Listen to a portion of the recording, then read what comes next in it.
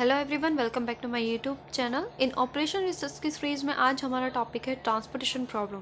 तो transportation problems को दो पार्ट्स में डिवाइड करा गया है।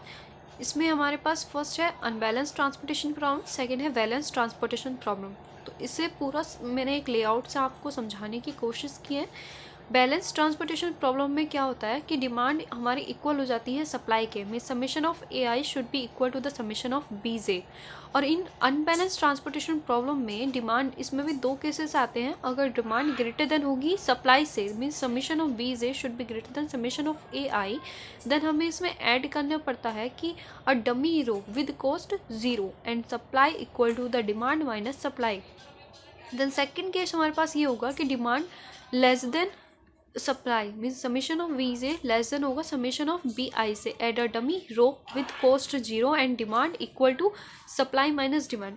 इस पूरे मेथड को अच्छे से समझने के लिए मैं आपको एक क्वेश्चंस भी कराऊंगी जिससे कि आप इजीली समझ जाएंगे। लेकिन इन दिस वीडियो अभी हम जो स्टार्ट कर रहे हैं, हम बात करेंगे बैलेंस ट्रांसपोर्टेशन प्रॉब्लम्स की। ठीक है, जब जहाँ हमारी ट्रांसपोर्टेशन किस केस में होगी, बैलेंस ट्रांसपोर्टेशन के फॉर्म में। ठीक है, तो इसे समझने के लिए देखो, अब ट्रांसपोर्टेशन हमारे पास दो फर्दर केस है, एक तो unbalance transportation and balance transportation. लेकिन इसे करने के लिए हमारे पास कुछ मेथड्स हैं। Find method to find in initial feasible solutions. कुछ मेथड्स हैं जिन मेथड्स को हम समझेंगे, उसी मेथड से हम क्वेश्चन सॉल्व करेंगे। ठीक है, तो there are several methods for finding the initial basic feasible solution of the given transportation problem. Here we describe the following three simple method.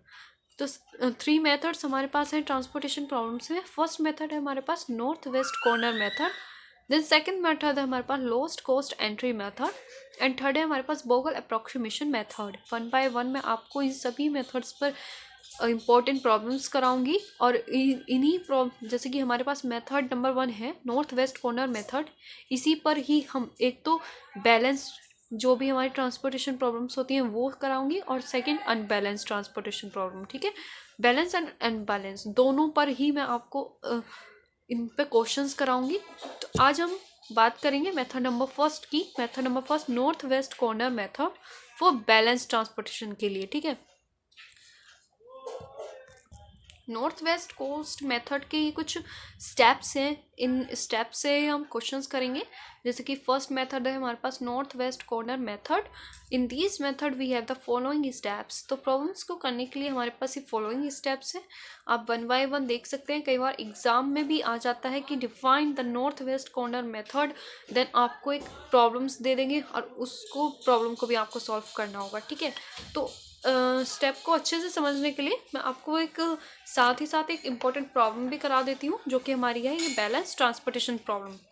तो हमारे पास क्वेश्चन आता है इसमें इस तरह से कि obtain the initial basic feasible solution of a transportation problem, those cost and requirement table is given below. Means हमें ओरिजिन्स दे रखे हैं, डेस्टिनेशन दे रखे हैं। अब यहाँ पे देखिए डेस्टिनेशंस में हमें टेबल्स, ये टेबल दे रखी है, सप्लाई दे रखी है, देन डिमांड्स दे रखी है। अब यहाँ पे सप्लाई कितनी है, मीन्स वो ओरिजिन से डेस्टिनेशन तक की सप्लाई कितनी है, 5। ठीक है, यहाँ पर सारी सप्लाई एंड डिमांड्स हमें दे रखी है। तो सोल्यूशन फर्स्ट सोल्यूशन हम अब इसमें देखेंगे। तो हम यहाँ पर लिखेंगे सबसे पहले here the number of supplies. Means अब पहले तो हमारे पास ये क्वेश्चन दे रखा है, अब इस क्वेश्चन को हम ये चेक करेंगे कि हमारी प्रॉब्लम बैलेंस ट्रांसपोर्टेशन की है या अनबैलेंस ट्रांसपोर्टेशन की है। तो सबसे पहले जब बैलेंस और अनबैलेंस ट्रांसपोर्टेशन को चेक करते हैं तो हमें देखना पड़ता है कि नंबर ऑफ सप्लाईज कितनी है। जैसे कि नंबर ऑफ सप्लाईज हमें दे रखी है 5, 8, 7, 14। Means 5, 8 plus 7 plus 14 is equal to कितना आता है, 34। डिमांड्स कितनी दे रखी है, 7, 9, 18। इन्हें प्लस करेंगे तो इज इक्वल टू कितना है, 34। मीन्स हमारे पास ही कौन सी प्रॉब्लम दे रखी है, बैलेंस ट्रांसपोर्टेशन प्रॉब्लम्स दे रखी है। ठीक है, क्योंकि बैलेंस क्यों है, क्योंकि हमारे पास यहाँ पर जो सप्लाई है वो इक्वल है किसके, डिमांड के। जब सप्लाई इक्वल हो जाएगी डिमांड के तो हमारे पास ये बैलेंस ट्रांसपोर्टेशन है। अगर ये इक्वल नहीं होगी तब ये हमारी कौन सी प्रॉब्लम हो जाएगी, अनबैलेंस। लेकिन मैंने आपको जैसे वीडियो के स्टार्टिंग में बताया था कि अभी हम बात करेंगे सिर्फ बैलेंस ट्रांसपोर्टेशन प्रॉब्लम्स की। जैसे कि अभी आज हम नॉर्थ वेस्ट कॉर्नर मेथड समझ रहे हैं, तो इसमें हम पहले इसकी बैलेंस ट्रांसपोर्टेशन प्रॉब्लम करेंगे और उसके बाद नेक्स्ट वीडियो में मैं आपको इस पर अनबैलेंस ट्रांसपोर्टेशन प्रॉब्लम सॉल्व कराऊंगी। तो बढ़ते हैं अपने क्वेश्चन की तरफ। अगर आप मेरे चैनल पर न्यू हैं तो प्लीज़ मेरे चैनल को लाइक करें, शेयर करें एंड सब्सक्राइब करें। देन हमने यहाँ पे लिख दिया है कि the problem is balance transportation as the total supply is equal to the total of demand. ठीक, we obtain the initial feasible solution. अब हमें सबसे पहले इसमें क्या फाइंड आउट करना पड़ता है, इनिशियल बेस फिजिबल सोल्यूशन। हमने यहाँ पे मेथड में देखते हैं, हाथों हाथ ही मेथड्स भी पढ़ते रहते हैं साथ ही साथ। First step, start with 1,1 at the northwest corner, that is the upper left corner of the transportation table, and locate it the maximum possible amount x11, which is equal to the minimum of the available supply A1 in row 1 and the demand required B1 in the column 1, that is the x11 is equal to minimum of A1, V1। अब आपने easily मतलब भाई पढ़ लिया, हमें नहीं आया समझ, क्वेश्चन से बता देती हूँ आपको कि किस तरह से हाँ हमें करना है।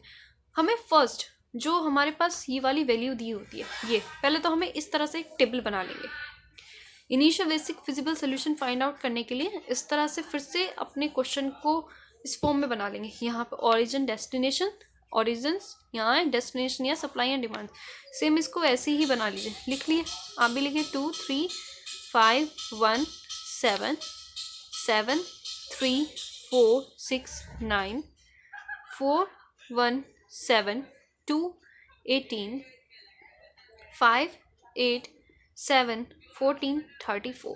ठीक, अब हमारे पास इन्होंने बोला है कि स्टार्ट करना है कहाँ से, 1 1 से, मीन्स यहाँ पर अपर लेफ्ट कॉर्नर से, means first north west corner यहाँ से।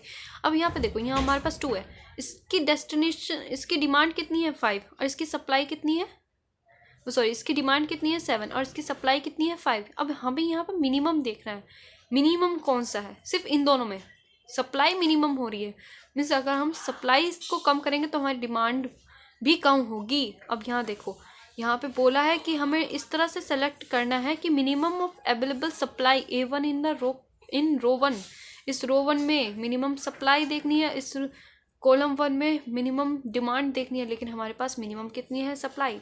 तो हम यहाँ पर सप्लाई मीन्स इधर 2 को इसको 2 को एलोकेट कर देंगे 5 सप्लाई और यहाँ इसको कट कर देंगे। अब ये जो 5 सप्लाई हमने इसको एलोकेट करा है, इस डिमांड में से 5 माइनस कर देंगे, मीन्स 7 माइनस 5 कितना बचेगा 2। ठीक, अब इसी कॉलम को हम देखेंगे, क्योंकि हमारे पास यहाँ सप्लाई कितनी होगी अब 0, लेकिन अभी हमारे पास डिमांड कितनी बची है 2 बची है ना। तो अब हमें इसको थर्ड वाले को जो इसकी थर्ड है सेकंड रो में, इसी को सप्लाई फुलफिल कर देते, इसकी डिमांड फुलफिल कर देते हैं। इसकी डिमांड अब हमारे पास कितनी है 2 और सप्लाई कितनी है 8। अब इन दोनों में मिनिमम कौन सा है, वो है 2।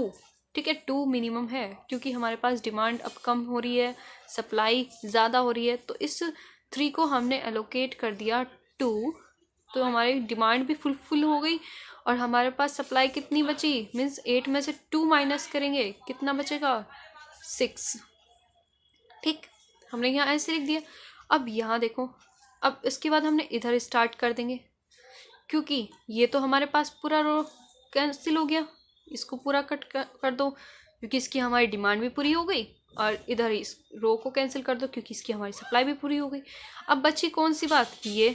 अब यहाँ देखो इसमें, ठीक है, यहाँ नहीं जाना, यहाँ नहीं जाना, यहाँ नहीं, इसको ऐसे चलने के बाद ऐसे जाना है। ठीक है, यहाँ पर अब हमारे पास यहाँ सप्लाई कितनी है 6 और डिमांड कितनी है 3 के लिए 9, तो कौन सा मिनिमम है 6 मिनिमम है। तो 6 हमने इसको एलोकेट कर दिया, इसकी सप्लाई हो गई हमारे पास 0 और डिमांड कितनी बची 9 में से 6 गए, कितने बचे हमारे पास डिमांड कितनी बची 3।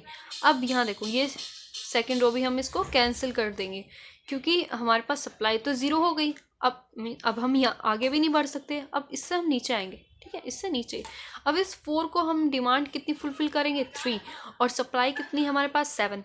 मिनिमम कौन सा है इसमें 3 मिनिमम है, मीन्स डिमांड हमारे पास कम है। जो कम होगा सप्लाई और डिमांड में से वो हमें यहाँ एलोकेट करना है, तो हमने यहाँ एलोकेट कर दिया 3।